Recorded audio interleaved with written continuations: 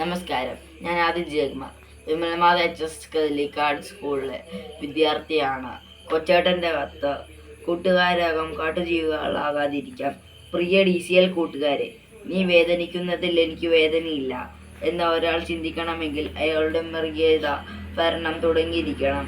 ഈ അടുത്ത കാലമാണ് ഇത്തരമൊരു ചിന്ത എൻ്റെ മനസ്സിനെ മതിക്കാൻ തുടങ്ങിയത്. സമൂഹ മാധ്യമങ്ങളിൽ വൈറലായി ഓടിയ നിരവധി വീഡിയോകളാണ് ഈ ചിന്ത ഉറപ്പിച്ചത്.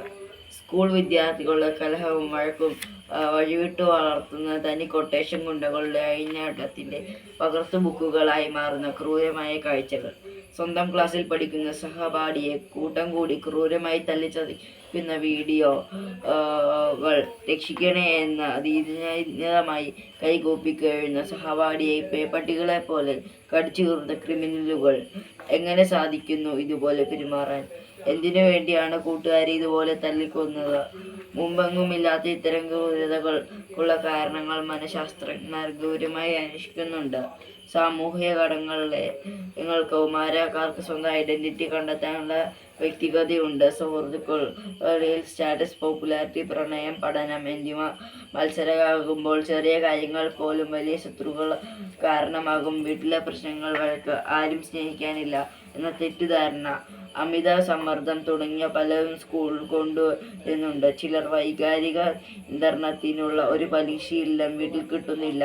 ഈശ്വരവിശ്വാസമില്ലാതെ, പ്രാർത്ഥിക്കാനറിയാതെ, മാനുഷിക ആത്മീയ മൂല്യങ്ങൾ അറിയാതെ വഴിറമ്പോ സംസ്കാരത്തിൻ്റെ തന്നെ വളരുന്ന കുട്ടികളുണ്ട്. അവർ കോപം നിയന്ത്രിക്കാനുള്ള കഴിവില്ല. സമപ്രായമായ സമ്മർദ്ദവും പ്രധാന ഘടകമാണ്. കൂട്ടുകാരുടെ ഗ്രൂപ്പിൽ ഒരാൾ അക്രമാസക്തനാണെങ്കിൽ സ്വന്തം വ്യക്തിത്വവും മറ്റുള്ളവരെ അത് അനുകരിക്കും. സോഷ്യൽ മീഡിയയുടെ സ്വാധീനം. കേരളത്തിൽ സോഷ്യൽ മീഡിയയുടെ അഡിക്ഷൻ പ്രായഭേദമില്ലാതെ ഒരു പകർച്ചവ്യാധി പോലെ ആയിക്കഴിഞ്ഞു. വിദ്യാർത്ഥികളാണ് ഈ സമൂഹ മാധ്യമത്തിന് അടിമത്തം ഏറ്റവും കൂടുതലുള്ളത്. സൈബർ ബുള്ളിംഗ് ആണ് ഏറ്റവും വ്യാപിക്കുന്നത്. സമൂഹ മാധ്യമങ്ങളിലൂടെ ഭീഷണിയാണ് ഇൻസ്റ്റാഗ്രാം, വാട്സാപ്പ്, സ്നാപ്ചാറ്റ് എന്നിവ. അപകീർത്തിപ്പെടുത്തൽ, ഗ്രൂപ്പ് ഔട്ട്, മീംസ്, വീഡിയോകൾ എന്നിവ വഴി ശത്രുത പെരുകുകയാണ്. ഫൈറ്റ് വീഡിയോകൾ കർശനമായി നിരോധിക്കണം. സ്കൂൾ ഫൈറ്റ് വീഡിയോകൾ റെക്കോർഡ് ചെയ്ത് ഫൈറ്റ് പേജുകളിൽ പോസ്റ്റ് ചെയ്യുന്നു വ്യാപകമായിരിക്കണം. ലൈക്കിനും വ്യൂവേഴ്സിനും ഷെയറിനും വേണ്ടി ഫൈറ്റുകൾ അതിക്രൂരമായാണ് വർദ്ധിക്കുകയാണ്.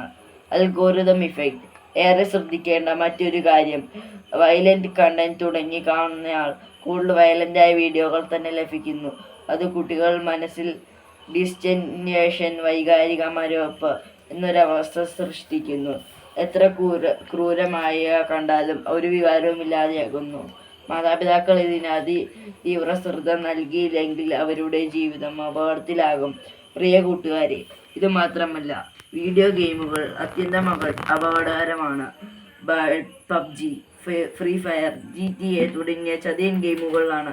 കൂട്ടുകാർ ഒരിക്കലും കുടുങ്ങരുത്. അവ മാരകമായ കുരുക്കുകൾ തന്നെയാണ്. ഓൺലൈൻ ഗെയിമുകൾ, ട്രാഷ് ടോക്കും ടീം ഫയറും നമ്മുടെ യഥാർത്ഥ ജീവിതത്തിൽ വരാം. സത്യവേ അഗ്രസീവ് സ്വഭാവമുള്ള കുട്ടികൾ ഇത് കാട്ടുതീ പോലെ പടരും. അവരുടെ ജീവിതം കത്തിച്ചാമ്പലാകും. അതിനാൽ ഡിജിറ്റൽ നേറ്റീവ് എന്ന നിലയിൽ ജെൻസ് ആൽഫ കുട്ടികൾ ഓൺലൈൻ ഓഫ്ലൈൻ നഷ്ടപ്പെട്ട അപകടകാലമാണ് ഇത്. ഇത്തരത്തിലുള്ള സാമൂഹ്യ മാധ്യമങ്ങൾ അടിമകൾ സഹാനുഭൂതി, സ്നേഹം, ക്ഷമ, സേവനം, കരുണ തുടങ്ങിയ മാനവിക മൂല്യങ്ങളെ ഉൾക്കൊള്ളാൻ കഴിയാത്തവരാകുന്നു. എൻ്റെ സ്ക്രീൻ ടൈം ഓരോ ദിവസം കൂടുന്നുണ്ടോ എന്ന് സ്വയം നിരീക്ഷിക്കണം.